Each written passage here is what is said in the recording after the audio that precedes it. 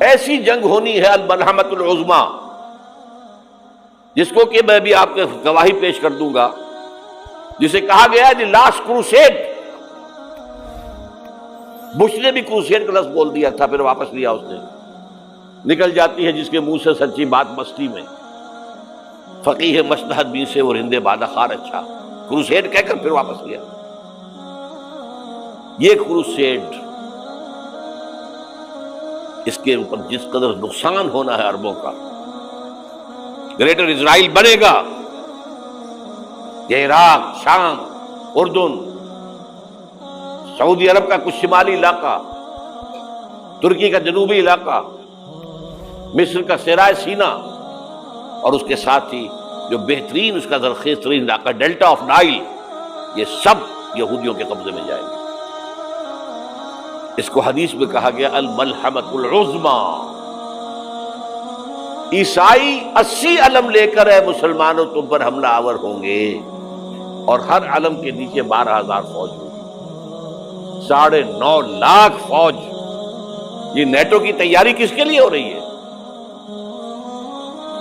جب USSR کا خاتمہ ہوا تو پوچھا گیا تھا نیٹو چیف سے، اب کس لیے؟ تمہارا وہ دشمن تو ختم ہو گیا، اب ہمیں اسلامک فنڈامنٹلزم سے نمٹنا ہے۔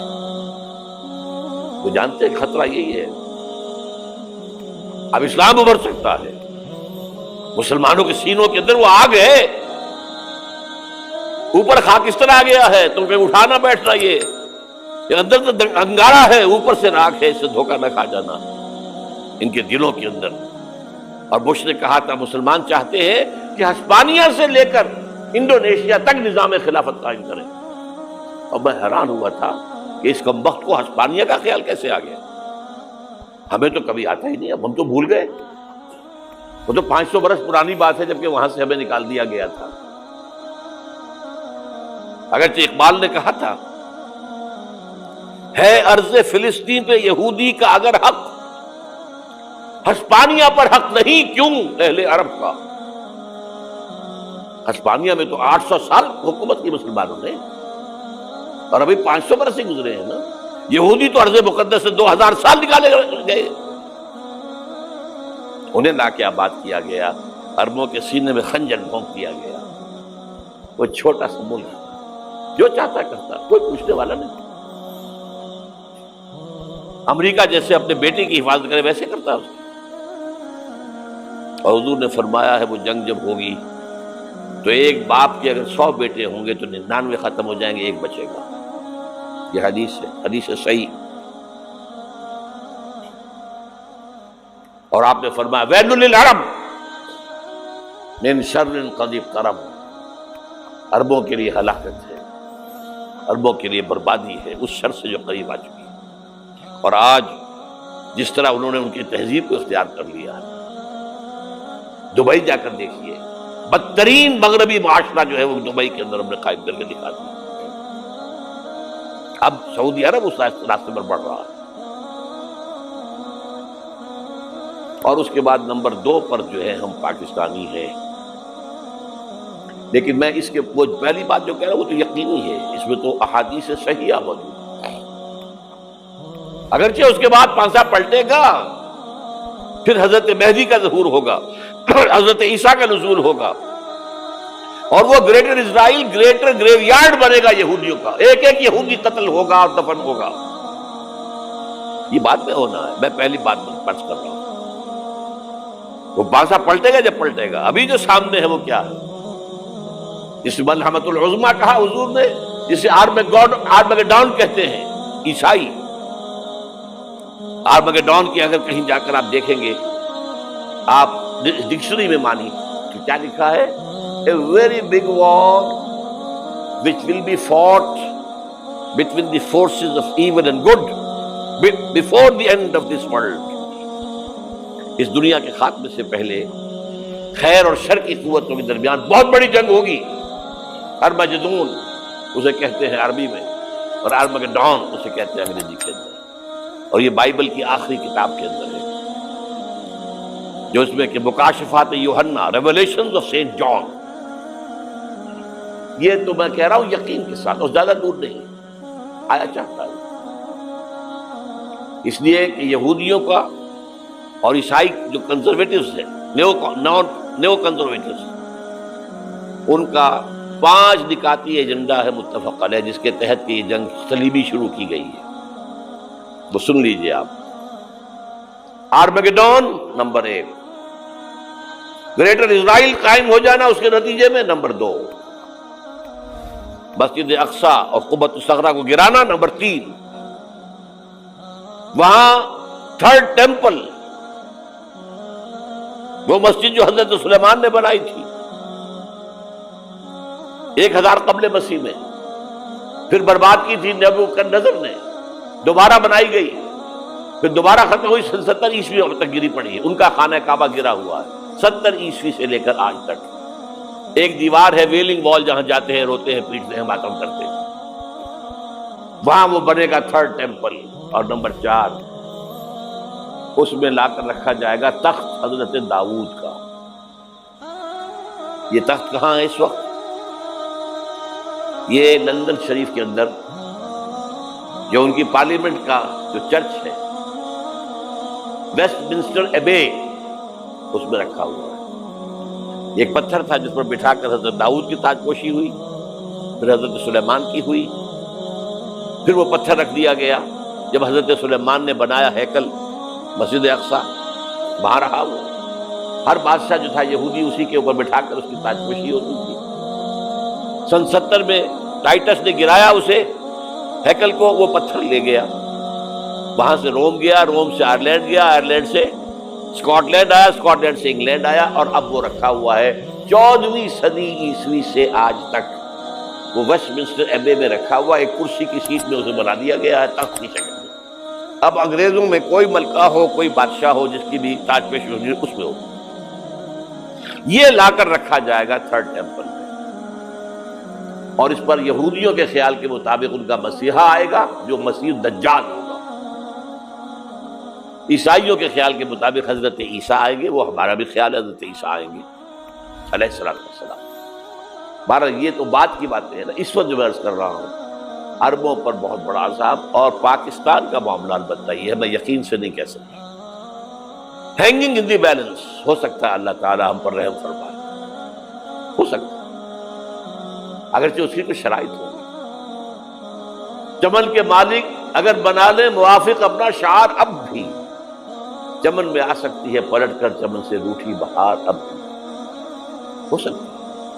اور یہ بھی ہو سکتا ہے کہ اللہ تعالیٰ نے معجزانہ طور پر ہمیں ملک دیا، ہم نے اللہ سے بدعہدی کی، وعدہ خلافی کی، غداری کی، لہذا سزا دی جائے اور ہم سے یہ ملک چھین لیا جائے. It's just possible. دور نہ سمجھے، اس انہونی بات نہ سمجھے. جو گھیراؤ ہو رہا ہے آپ کا، آپ کے مغرب میں نیٹو فورسز اور مشرق میں بھارتی فورسز گدھوں کی طرح بیٹھے ہوئے انتظار کر رہے ہیں پاکستان اور ڈسٹیبلائز ہو جائے، یہاں اور بدامنی ہو جائے. اب لاہور میں پھر آج دھماکے ہو گئے ہیں. 2 دن پہلے کا دھماکہ میں سہ کے آیا ہوا ہوں، آپ کے سامنے بیٹھا ہوں. وہ جانیں بچی ہیں جو ہماری اکیڈمی کا حشر ہوا، تو میں آپ کو نہیں بتا سکتا. یہ سارا کیوں ہو رہا ہے؟ تاکہ یہاں بدامنی ہو جائے اور ہمیں جواز مل جائے. مغرب سے نیٹو فورسز داخل ہو جائیں، مشرق سے بھارتی فورسز آ جائیں، اور ہمارے ایٹمی دانت توڑ کر اور پھر ہمیں بھارت کے سامنے ڈال دیا جائے. نو ڈو ایز یو لائک. یہ ان کا نقشہ ہے. ہوگا کیا وہ اللہ جانتا ہے، ہوگا وہ جو اللہ چاہے. لیکن اللہ کا چاہنا جو ہے وہ کس پر منحصر ہے؟ یہاں انقلاب برپا کرو، یہاں اسلام لاؤ. اگر دھندوں میں لگے رہو گے تو وہ خود بخود نہیں آ جائے گا انقلاب. صحابہ نے جانیں دی تھی، کتنی تکلیفیں اٹھائی تھی. 12 برس تک مکی دور کے اندر با نشہ درویشی در ساز و دمادم زن، جو پختہ شبی خدرا بر سلطنت جنگ سن. یوم طائف یاد ہے جو حضرت عائشہ فرماتی ہے کہ میں نے پوچھا تھا حضور سے کہ یوم احد سے زیادہ سختی بھی آپ پر کبھی آئی؟ یوم احد پر کیا ہوا تھا؟ تلوار کا وار پڑا تھا آپ کے چہرہ مبارک. یہ جو رخسار کی ہڈی ہے اس کے اندر وار گیا ہے. اوپر خود کی 2 کڑیاں تھیں، وہ اس میں گھس گئی. 2 دندان مبارک شہید ہوئے. وہ خود کی کڑیاں ایک صحابی نے اپنے دانتوں سے پکڑ کر کھینچنے کی کوشش کی، دانت نکل گئے، وہ نہیں نکلی. کیا جتن کر کے نکالی گئی ہوگی تو خون کا فوارہ، اتنا خون گیا ہے کہ آپ بے ہوش ہو گئے، گر گئے. اور مشہور یہ ہو گیا کہ آپ کا انتقال ہو گیا، شہادت ہو گئی. یہ سیرت کبھی پڑھی ہے؟ حضرت عائشہ کے ہوش کا تو یہی دور تھا نا. یوم طائف میں جو آپ کی کیا تھی، بچی تھی، انہیں کیا پتا کیا ہو رہا ہے حضور کے ساتھ. 3 دن تک حضور مکے کی گلیاں اور وہاں کے اوباش لوگ پتھراؤ کر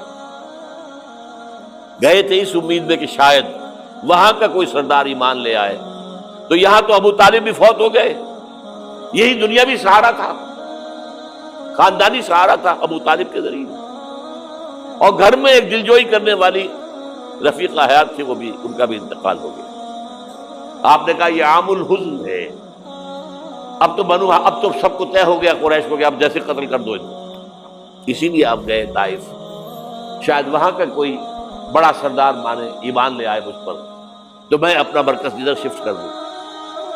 تینوں سے ملے ہیں، تینوں نے وہ جواب دیے، نکل جاؤ یہاں سے، میں تمہارے ساتھ بات بھی کرنے کو تیار ہوں. اچھا، تمہارے سوا کوئی نہیں ملا تھا اللہ کو نبی بنا کر بھیجنے کے لیے؟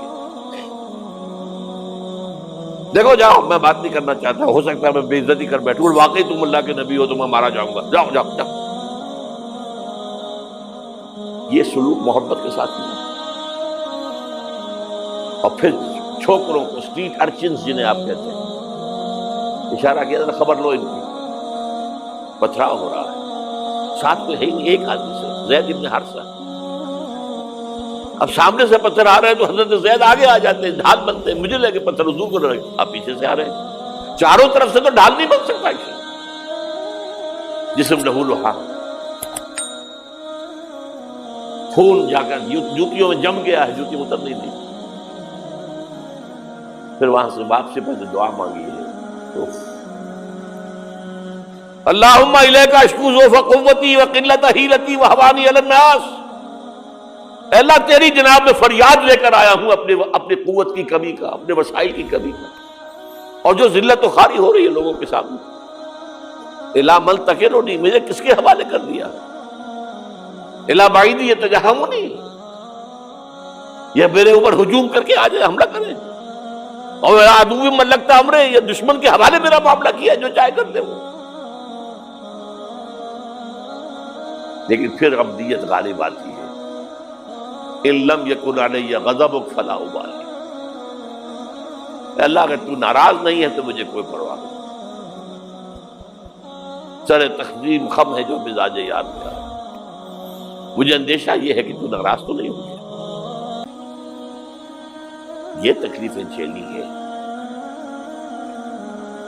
سینکڑوں صحابہ نے جانوں کا نذرانہ پیش کیا ہے.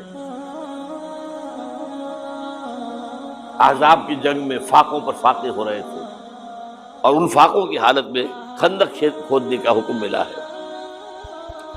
لوگوں کی کمریں دوہری ہو رہی ہیں، پتھر باندھے ہیں اپنے پیٹوں سے، اپنے چادروں کے ساتھ کس کر کمر دوہری نہ ہو جائے. اور جب صحابہ کدالیں چلا رہے ہیں تو کیا کہہ رہے ہیں؟ نحن الذین بایعوا محمدا علی الجہاد ما بقینا ابدا اللہم لا عیش الا عیش الاخرہ.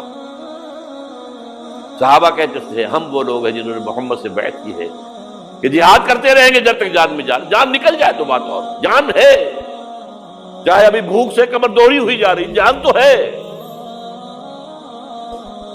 اور ایک دفعہ کہتے تھے اللہم لا عیش الا عیش الاخرہ، اللہ عیش زندگی تو آخرت کی زندگی ہے. اور حضور فرماتے تھے، حضور پہ بیٹھے ہوئے نہیں تھے گاؤں تکیہ لگا کر، پتھر اٹھا اٹھا کر خندق میں سے لے جا کے باہر پھینک رہے تھے. جب صحابہ کہتے ہیں اللہم لا عیش الا عیش الاخرہ، حضور فرما رہے ہیں فاغفر الانصار والمہاجرہ، اے اللہ ان انصار اور مہاجرین کی مغفرت فرما دے. پھر حضور کی خدمت میں کچھ لوگ آئے، حضور اب یہ فاقہ ناقابل برداشت